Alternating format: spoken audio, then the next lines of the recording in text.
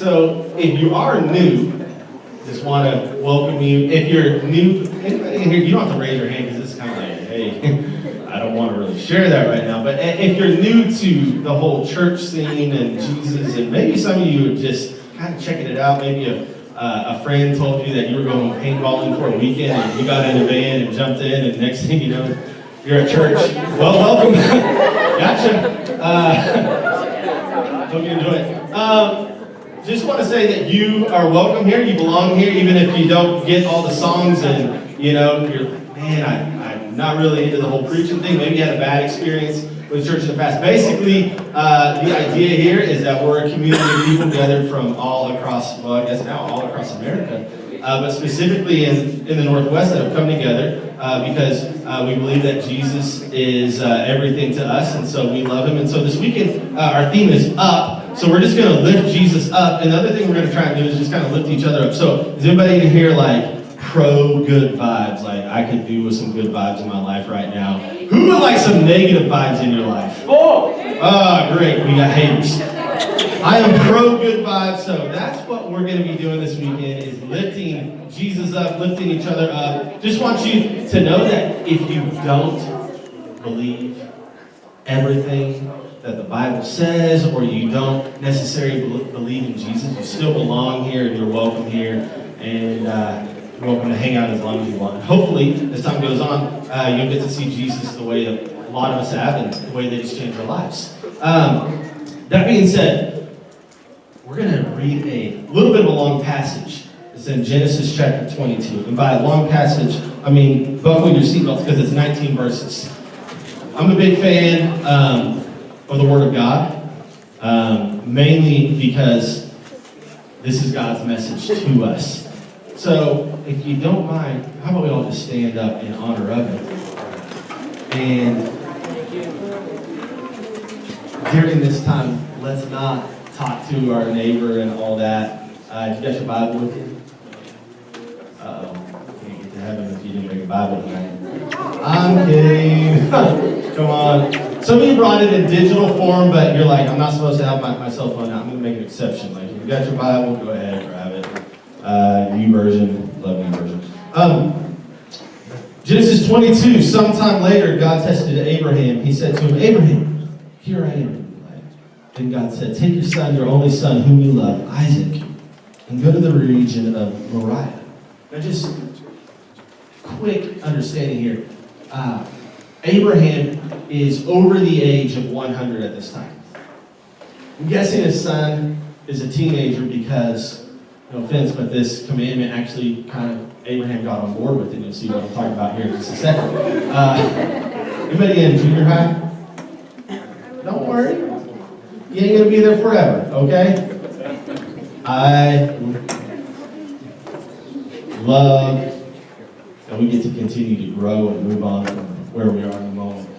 You can follow along right here if you didn't bring your Bible tonight, that's fine. Abraham's over 100 years old. His son's probably 14, 15, 16, that's my guess. Inspired version. Early the next morning, my bad. Verse 2, then God said, take your son, your only son, whom you love, Isaac, and go to the region of Moriah. Sacrifice him there as a burnt offering on a mountain I will show you. Early the next morning, Abraham got up and loaded his donkey. He took with him 2 of his servants and his son Isaac. When he had cut enough wood for the burnt offering, he set out for the place God had told him about. What do you mean burnt offering? We'll get there in a second. On the third day, Abraham looked up and saw the place in the distance. He said to his servants, stay here with the donkey while I and the boy go over there. We will worship, and then we will come back to you. Abraham took the wood for the burnt offering and placed it on his son Isaac, and he himself carried the fire and the knife. Which, just a side point, I never noticed that until reading that this week. I don't know what it means that he carried the fire and the knife because they didn't have blow torches back then. So I don't know what it meant that he carried the fire uphill. Maybe Abraham had a hand in writing this and he's like, you carry the wood, and I'll do the heavy lifting, the fire. I think that happens once, anyway. As the two of them went on together, Isaac spoke up and said to his father, Abraham, Father? And Abraham replied, yes, my son. The fire and wood are here, Isaac said, but where is the lamb for the burnt offering? Abraham answered, God himself will provide the lamb for the burnt offering, my son. And the two of them went on together. When they reached the place God had told him about, Abraham built an altar there and arranged the wood on it.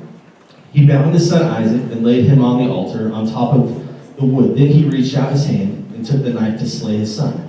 But the angel of the Lord called out to him from heaven, Abraham, Abraham, here I am, he replied. Do not lay a hand on the boy, he said. Do not do anything to him. Now I know that you fear God because you have not withheld from me your son, your only son. Abraham looked up, and there in a thicket he saw a ram caught by its horns. He went over and took the ram and sacrificed it as a burnt offering instead of his son. So Abraham called that place, the Lord will provide. And to this day it is said, on the mountain of the Lord it will be provided.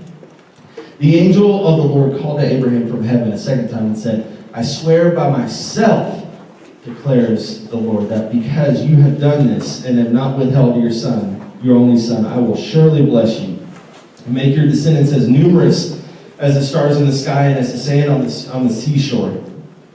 Your descendants will take possession of the cities of their enemies, and through your offspring all nations on earth will be blessed because you have obeyed me. Then Abraham returned to his servants, and they set off together for Beersheba, and Abraham stayed in Beersheba. This is the word of the Lord. Please be seated, grab a hand, and let's pray. Father, we thank you for this evening of being together. We thank you for the opportunity to just spend time with each other, encouraging each other. I ask that this weekend that something special happens, that as we sit in here and have these moments where we look at your word and try and receive something from you, that we don't just have spiritual information, but Jesus, we would love to encounter you and have something that we experience with you in this moment. And so we just ask that you will connect with us in a very real way, that we will know you more, and that you will touch our hearts tonight. And I thank you for that. And Holy Spirit, I ask that you would empower me to preach with clarity and boldness and a spirit of encouragement for everyone in here. We thank you for that in Jesus' name. Amen. Well, have you ever been in a bind? You know what I mean when I say a bind? Everybody doesn't say a bind today. It's not really something I grew up saying. But have you ever been in a bind? That's where you're really, really stuck in a terrible situation that you don't want to be in. Have you been in a bind before? School. I'm at a church camp in the middle of the woods in Missouri.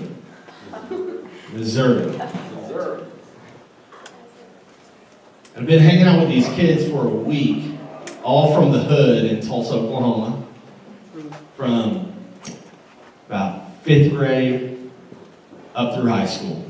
And these guys have been rascals all week of the highest order.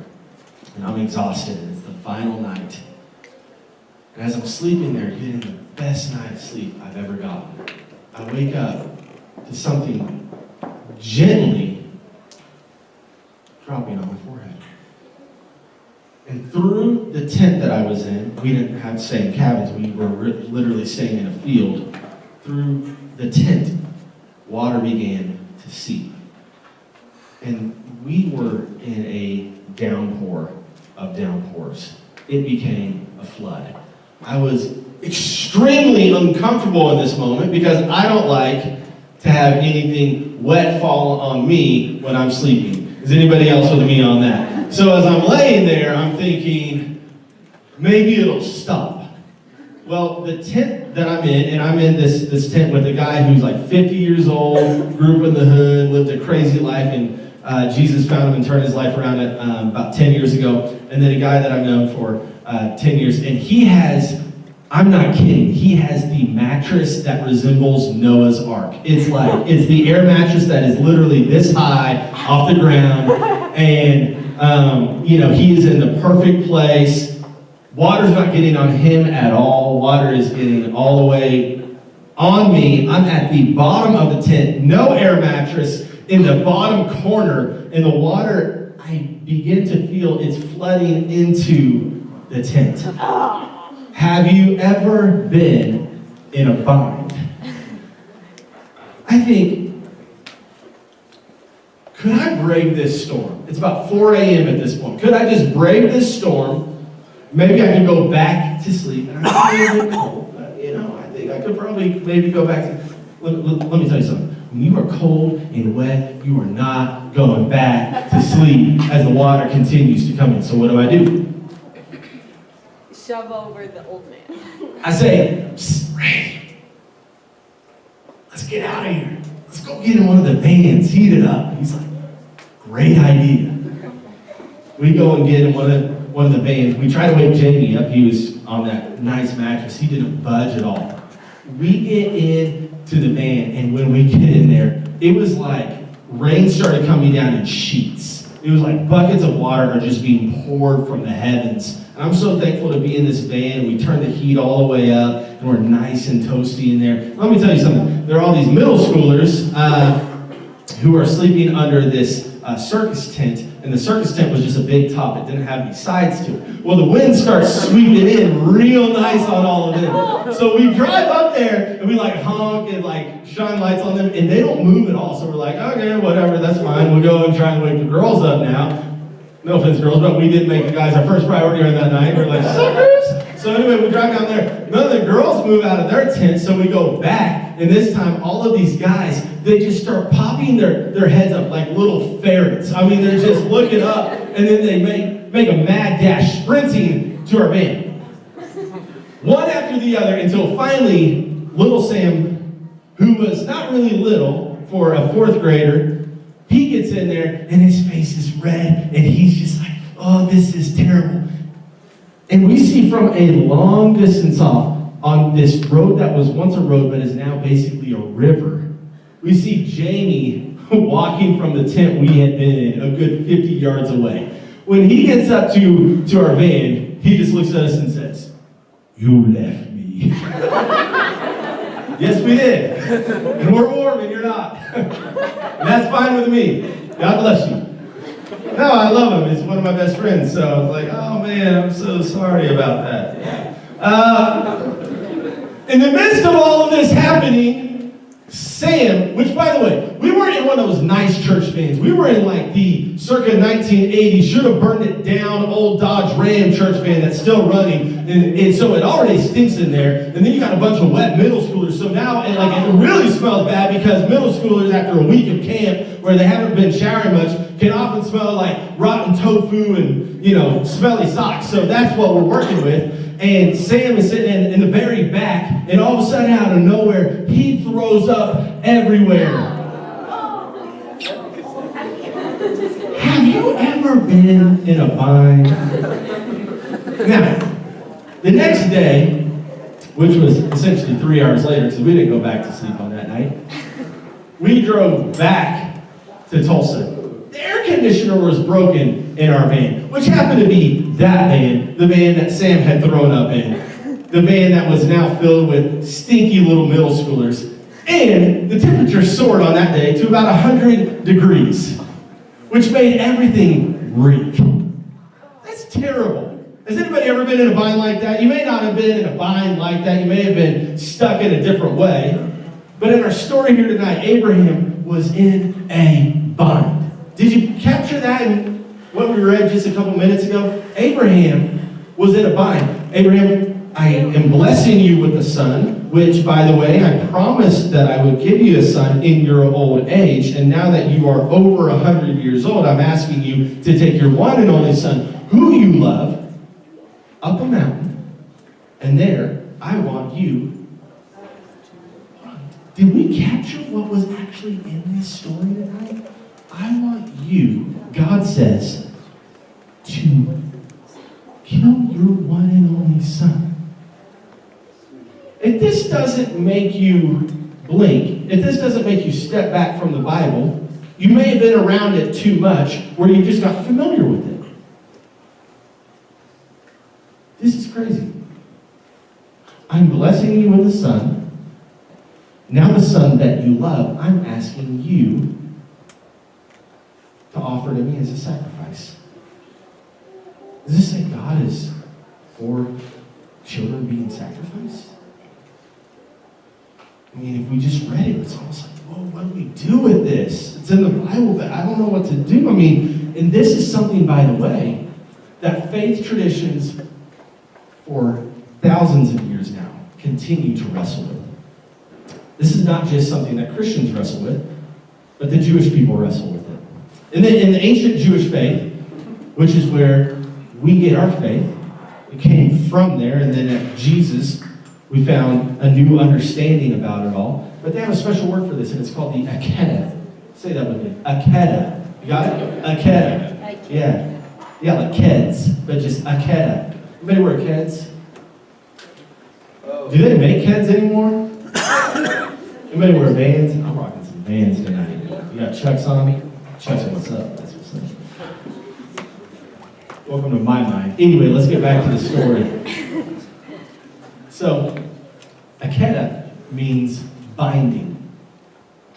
Akeda means binding. It's this ancient story of a binding, because what happens is Abraham takes his son up the mountain, and there at the top of the mountain he binds his son to sacrifice him.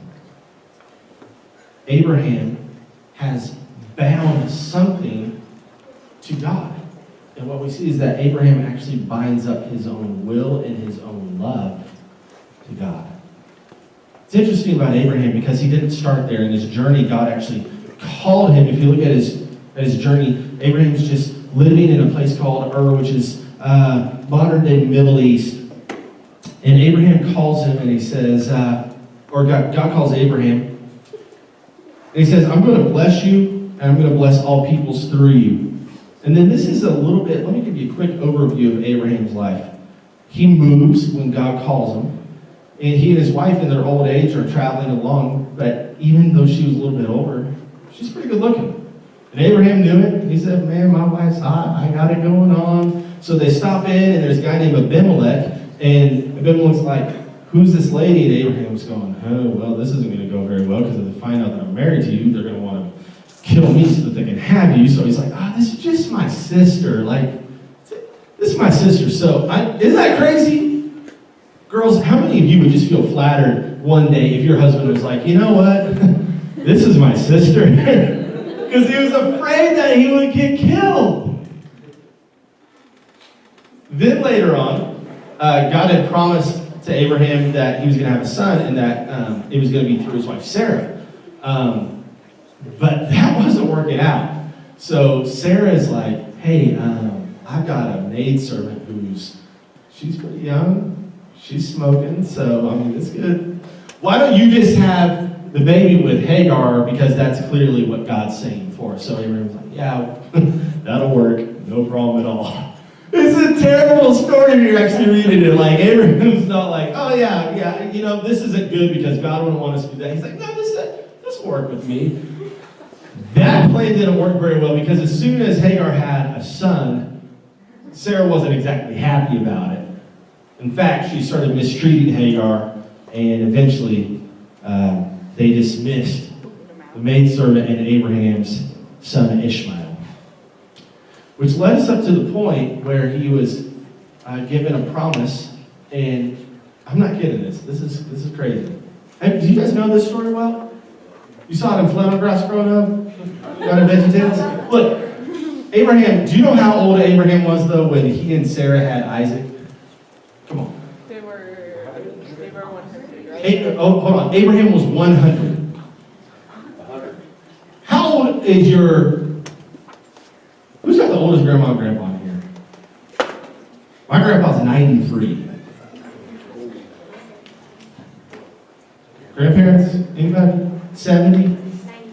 93? I had a great aunt 98? to be 116. Oh, that's crazy. Let me tell you something. When you're 93, you don't have kids. That's just the rule of thumb.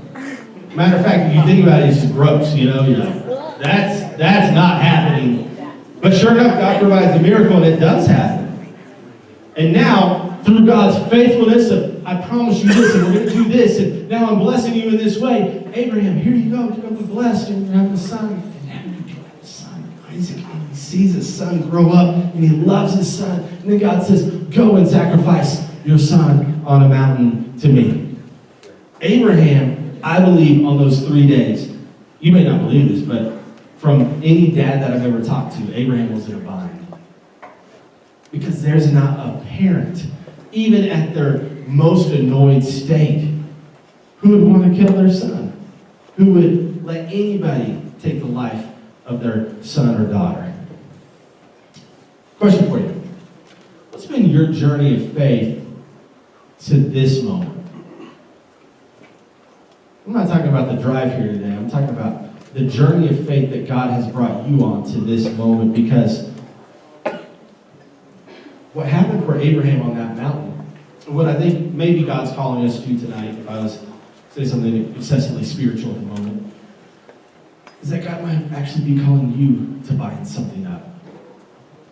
See, God called Isaac, God called Abraham to bind up that which he loved most.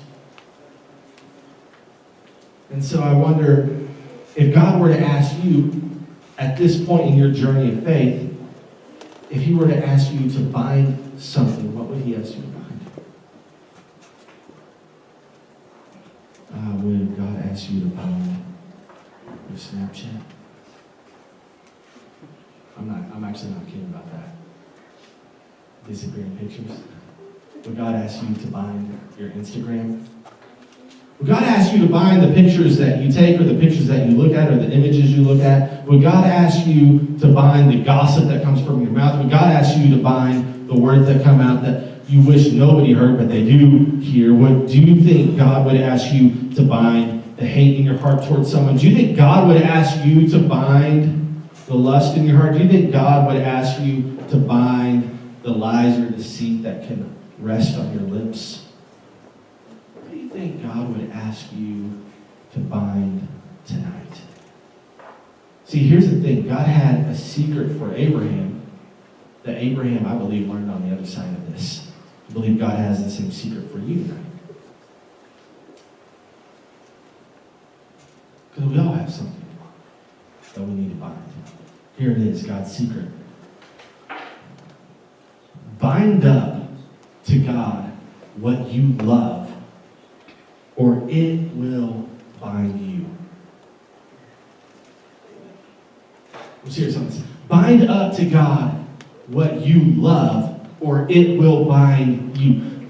Abraham, what are you doing on this mountain? I'm binding my son on an altar because we're going on the wood. We're going to offer him up. I'm taking a knife out. I bound him up. No, you didn't bind him on an altar in your heart, Abraham. You bound him to God. That's why Abraham says, if we look at Genesis chapter 22, verse 5, stay here with the donkey while I and the boy go over there. We will worship, and then we will come back to you.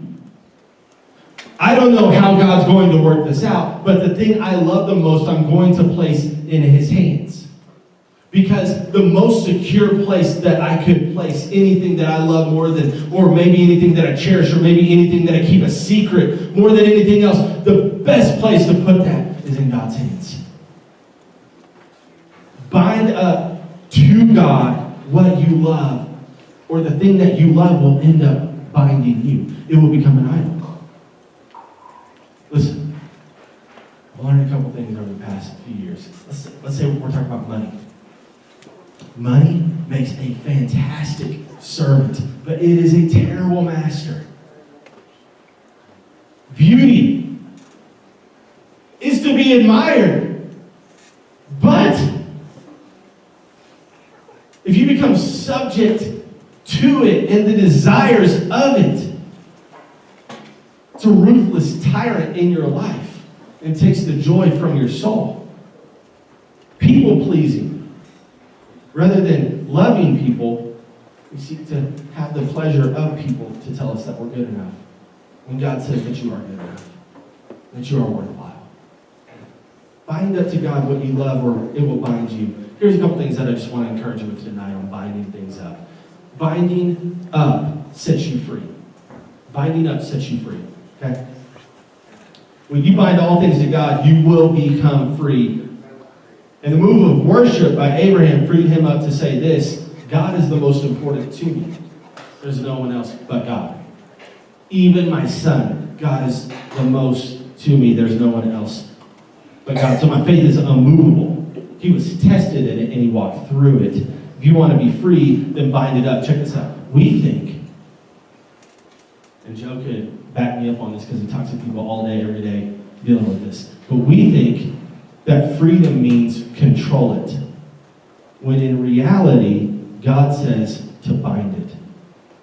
If you really love it, then you'll bind it. Paul in Galatians 2:20, he says, I have been crucified with Christ. Yet not I, but Christ lives in me. In the life I now live in the flesh, I live by faith in the Son of God who loved me and gave himself up for me. When you bind yourself, it'll set you free. The second thing is this.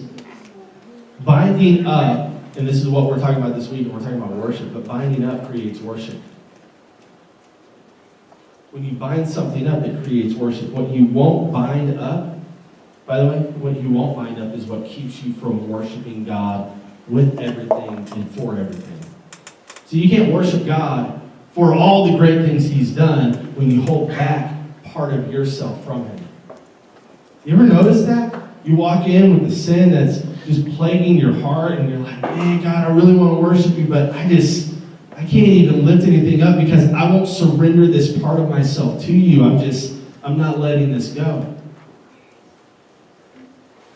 Binding up creates worship. And I'm not just talking about it in singing, I'm talking about it in our lives. Romans 12, 1 through 2 says, urge you, brothers and sisters, offer your bodies as a living sacrifice. Offer your body as a living sacrifice, holy and pleasing to God. It's not talking about songs. Have you ever noticed that worship like that comes at the most inconvenient time? It's like, man, we are in a hurry to get somewhere. And what do we see? We see somebody broke down by the side of the road. Great, can't wait to help you out right now. Let me tell you something. If you would have been with me at T-Mobile a couple of days ago, and what I was going through there, and with those jokers there, you would have been like, man, that dude's worshiping. Am I binding up my will and what I want for what God wants and what he wills? Because that's where worship happens. The third thing is this. Binding up shows you trust. And I want to give you this thought. When you bind up to God, that says, I trust you. Think about Jesus. Jesus let himself be bound up. Nails on a cross. Death is coming quickly. And he says in that, God, I trust you. You with me on that? Luke 23:46, Jesus, in his last words, binds up himself to God as he says, Father, into your hands I commit my spirit. I'm not holding on to it anymore. I'm binding it up. I'm placing it on you. I'm trusting you for this. So God, just bind me up, God. I wonder tonight, before we get into the whole weekend where we're like, hey, let's lift Jesus up and we want to praise Jesus, we want to lift each other up.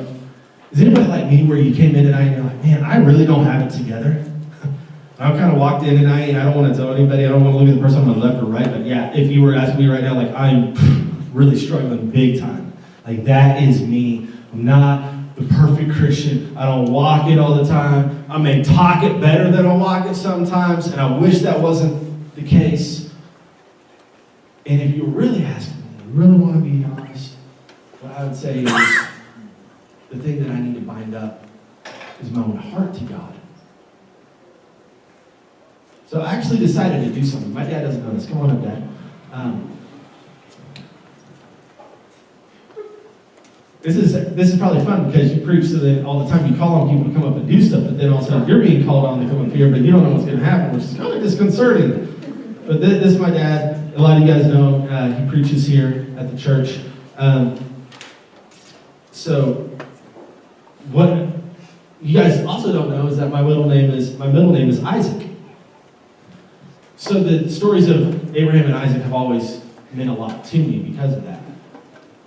But what I was thinking tonight was, before we get out of here and go home and get into a hurry, is there something in your heart that's like my heart that says, you know what, God, I need to bind some things up tonight. I don't need to bind up with somebody in here. I need to bind up with you.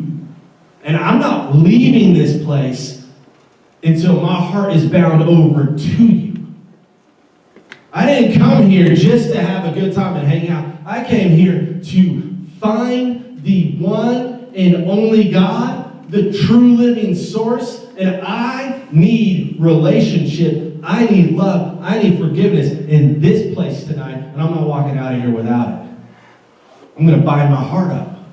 And so what I was thinking is, if you're okay with it, Dad, what I'd have you do is actually just tie my wrist together. It's just going to be a symbol tonight. Because I need this. You know, it's not like you all need this, and I don't. I know I need this.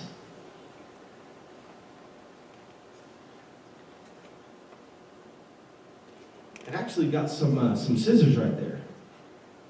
So you can cut it, and then tie it. And then we're going to do something really nice in just a second.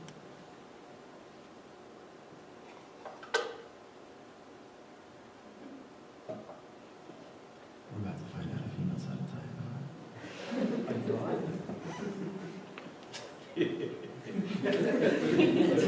Man, the struggle is real.